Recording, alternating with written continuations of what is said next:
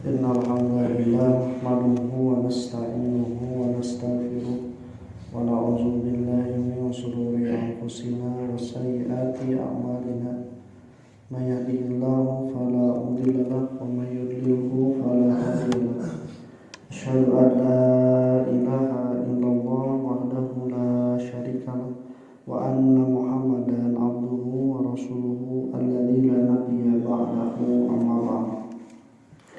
Ikhwati iman rahimakumullah, di ayat 45 kemarin Allah Subhanahu wa taala menerangkan tentang kemukjizatan Nabi Isa alaihi salam, dimulai dari proses penciptaannya, yaitu melalui kalimat dari Allah yang ditafsirkan oleh para ulama dengan kalimat kun fayakun, sehingga Nabi Isa itu disebutkan waruhum minhu, dan ruh darinya, sebagaimana manusia yang lain ruhum minhu.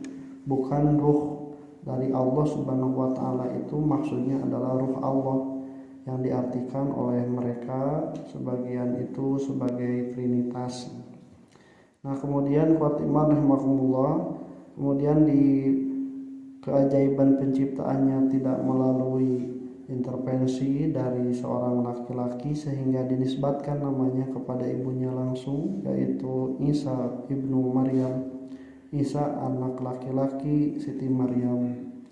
Kemudian dia dijanjikan oleh Allah wajihan, akan terkemuka di dunia wal akhirati wa minas sholihin, akan terkemuka di dunia dan di akhirat, dan juga dia termasuk orang-orang yang soleh. Kemudian di ayat 46 dilanjutkan wa yukallimun nasa fil mahdi, dan Nabi Isa itu berbicara, bercakap-cakap fil mahdi, pada waktu buayan. Ini ditafsirkan di ayat di surah Maryam ketika Siti Maryam dituduh oleh kaumnya itu dengan tuduhan yang tidak berdasar. Ya ukhta Harun, makana abuki imra'a sau'in wa makana ummuki bagiyah. Wahai saudara perempuan Harun, ibumu itu bukanlah seorang pelacur, bapakmu juga orang yang soleh. Maka kenapa engkau bisa mempunyai anak tanpa mempunyai suami? Maka Siti Maryam karena sudah bernazar kepada Allah Subhanahu wa taala tidak akan berbicara, fa asyarat ilaihi. Maka kemudian ketika Nabi Isa itu dibawa, diais dalam pangkuan ibunya itu, kemudian Siti Maryam mengisyaratkan, tanya saja kepada bayi ini. Dan mereka menjawab, kaifa nukallimu man kana fil mahdi sabiyan, bagaimana bisa senang anak yang masih dalam buayan bisa berbicara. Kemudian tiba-tiba Nabi Isa berbicara, qala inni abdullah. Nabi Isa berbicara langsung, sesungguhnya aku hamba Allah. Ini sudah pasti, sudah jelas bahwa Nabi Isa itu adalah hamba Allah, bukan Allah, apalagi anak Allah. Nah, kemudian ataniyal kitab, aku akan diberikan kitab, wa ja'alani nabiyya, dan aku akan dijadikan nabi. Nah, itu sudah jelas.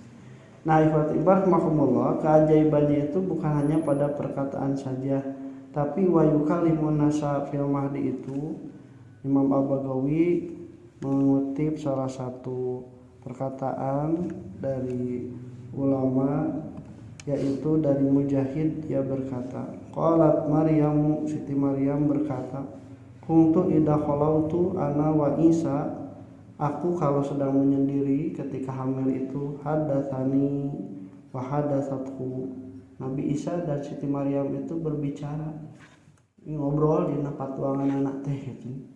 Namun dina nalika Nabi Isa dina patuangan ibuna, dina rahimnya, nah itu berbicara kepada ibunya, dan Siti Maryam pun berbicara kepada Nabi Isa. Faida sagolani anhu insanun, nah kalau ada manusia yang mengajak aku berbicara sehingga tidak bisa berbicara dengan Nabi Isa dalam perut, sabbaha fi batni, Nabi Isa itu bertasbih dalam perutku. Wa ana asma'u, dan aku mendengar Nabi Isa yang sedang bertasbih di dalam perutnya.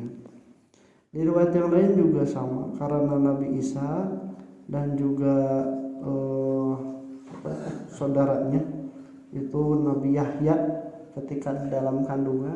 Ternyata ada riwayat yang mengatakan Nabi Isa bertasbih memuji dan juga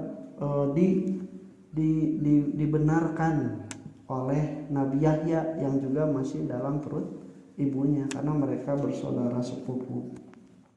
Namun yang jelas di dalam Al-Quran ini wa yukalibun nasa fil mahdi, dan berbicara kepada orang-orang dalam buayan sebagaimana di dalam surah Maryam yang telah diutarakan tadi.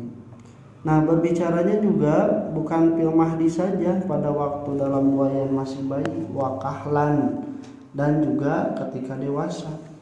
Dan ini adalah salah satu mukjizat yang diberikan oleh Allah Subhanahu wa taala. Bayi yang bisa berbicara itu hanya 3.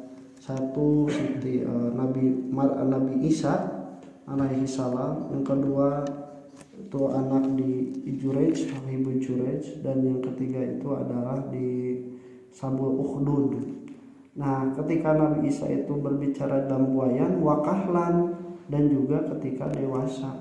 Kalimat kahlan itu asalnya al-kuhulah. Kuhulah itu artinya sudah dewasa. Kata para ulama itu antara 30 sampai 40 tahun. Ini juga jadi dalil bahwa Nabi Isa sudah diberikan petunjuk bahwa dia akan hidup sampai usia itu. Kahlan sampai usia 30-40 tahun.